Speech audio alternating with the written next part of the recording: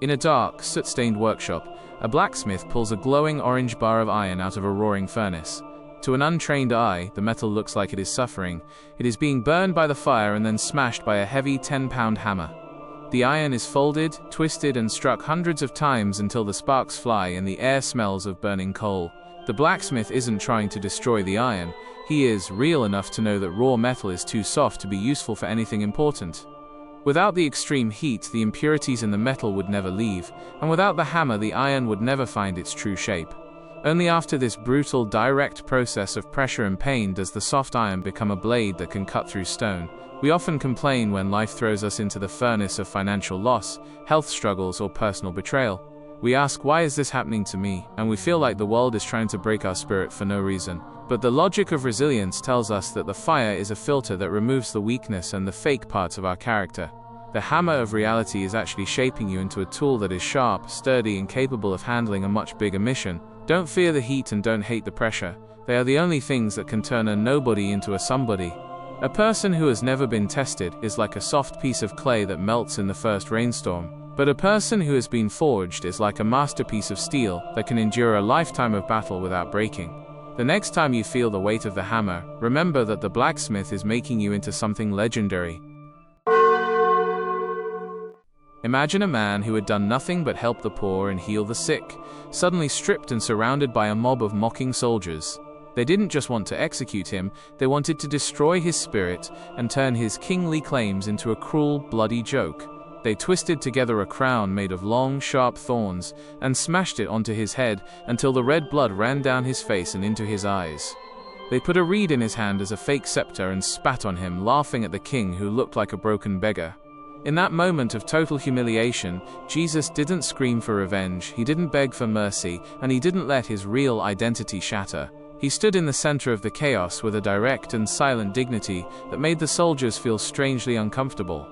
Even though his body was being torn apart and his reputation was being dragged through the dirt, his inner core remained untouched. He proved that resilience is not about winning every fight, it is about refusing to let the environment dictate who you are. Most of us fall apart the moment someone insults us on the internet or a boss criticizes our work in front of the team. We let the thorns of other people's opinions pierce our confidence and make us act like victims. But the logic of resilience shows us that true power is the ability to maintain your bones even when your skin is being bruised. The world can take your money, your comfort, and even your clothes, but it cannot take your self-respect unless you give it away. When you are at your absolute lowest point, that is when you find out if your character is made of solid wood or hollow plastic. A real person doesn't need a golden throne to be a king. They carry their crown in their heart, even when it is made of thorns. The dignity of a soul that refuses to break is the most stable and unshakable force on the entire planet. In the middle of a gray, abandoned city block, there was a massive pile of broken concrete, rusted iron bars, and shattered glass. The ground was covered in a thick layer of toxic dust, and the heavy weight of the rubble seemed to have crushed every sign of life. But deep underneath a 2-ton slab of gray stone, a single tiny seed of a wildflower began to stir in the damp darkness. It didn't have a plan, it didn't have a mentor, and it didn't have a positive environment to help it grow. It only had one direct and honest instinct, the will to live and the drive to reach the light. The seedling didn't try to move the whole mountain of concrete at once. It simply searched for the tiniest microscopic crack in the stone. It pushed its way through the jagged edges of the glass and twisted its stem around the rusted rebar, refusing to stop for a single second. One morning, a single purple petal appeared in the middle of that dead gray wasteland, standing as a silent witness to the power of grit. People walking past the ruins stopped to look at the flower, not because it was the most beautiful thing they had ever seen, but because it was the hardest. Life is not about how pretty your situation looks, it is about how stubborn your roots are when the world tries to bury you. The logic of resilience teaches us that as long as there is a 1% chance of survival, you have a 100% obligation to try. You don't need a perfect garden to thrive, you just need to be wild enough to turn a pile of rubble into a launch pad. When you feel like you are being crushed by the weight of your debts or your mistakes, look for the crack in the wall. A real person is like that wildflower. They don't wait for permission to grow, they just keep pushing until they see the sun. There was an old man who lived by the sea, and his body was covered in a map of deep white scars from a lifetime of hard labor. One long scar ran across his forearm from a factory accident, and another jagged mark sat on his shoulder from a shipwreck years ago. A young boy asked him one day if he was ashamed of the marks, or if he wished his skin were as smooth and perfect as a child's. The old man looked at his arms and laughed with a direct and warm sound, shaking his head at the boy's question. "These are not mistakes, son," he said. "These are the medals of scars that prove I survived every battle the world threw at me. A scar is just a place where the body was broken, but then grew back twice as thick and twice as strong to protect the heart." We live in a culture that tries to hide its scars. We use filters to hide our aging, and we use lies to hide our past failures. We are terrified of letting people see the cracks in our lives because we think it makes us look weak or broken.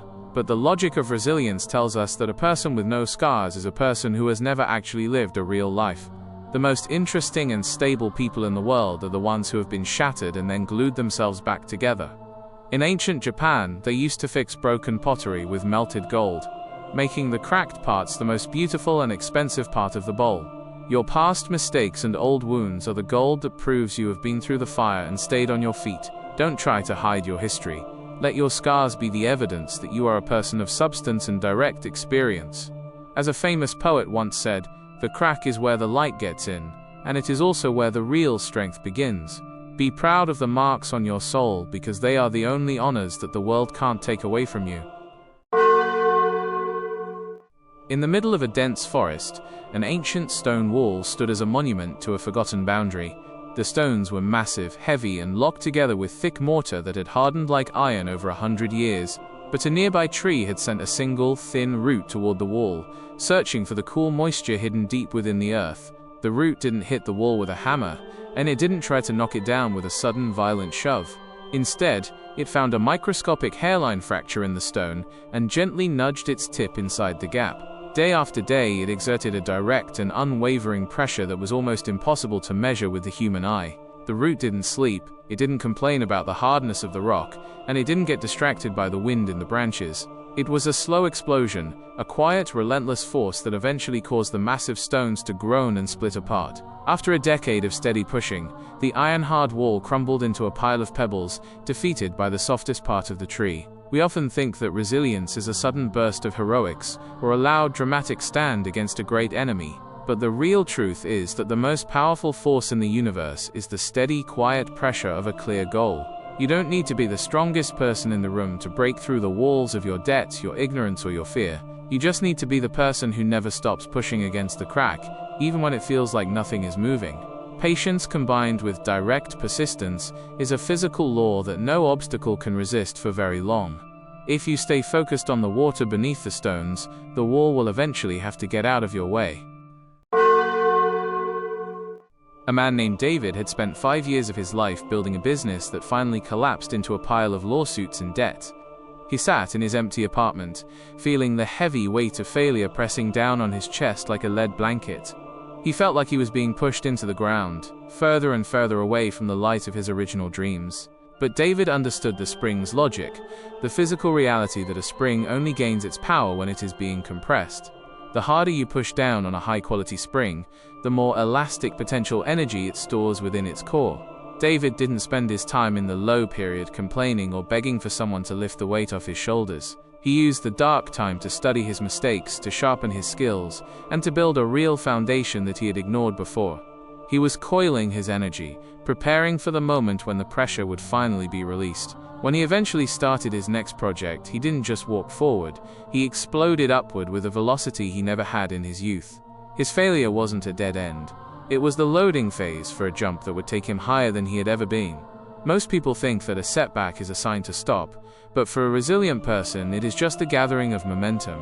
The direct truth is that you cannot reach the highest peaks without first spending some time in the deepest valleys. Don't be afraid when life pushes you down into the dirt. Just make sure you are coiling while you are there. The deeper the press, the higher the bounce, as long as you refuse to let the pressure break your internal spring. In a dimly lit boxing gym, an old trainer stood in the corner of the ring, watching a young fighter get knocked to the canvas.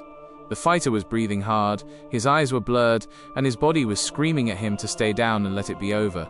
The crowd only remembers the heavy punches and the fancy footwork of the champions they see on the television screen. but the trainer knew a direct and brutal fact that most people never learn. Winning isn't about how hard you hit. Winning is entirely about a single, real number. The number of times you are willing to stand back up. If you are knocked down 9 times, and you find the strength to stand up 10 times, you are still in the fight. The only way to truly fail in the ring of life is to stay on the floor and listen to the referee count to 10. We are all going to get hit by the hammer of reality, and we're all going to spend some time looking at the ceiling in pain. You don't need to be a hero or a genius to succeed. You just need to be the down-to-earth person who refuses to quit. The world is full of brilliant people who gave up on the 8th fall, and talented people who stayed down on the 5th. But the history of the world is written by the stubborn ones who simply whispered one more time and climbed back onto their feet.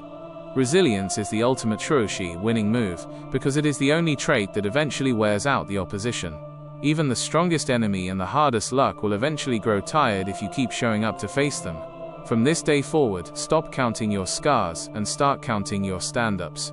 Be the person who is real enough to admit they are hurt, but hard enough to get back into the center of the ring.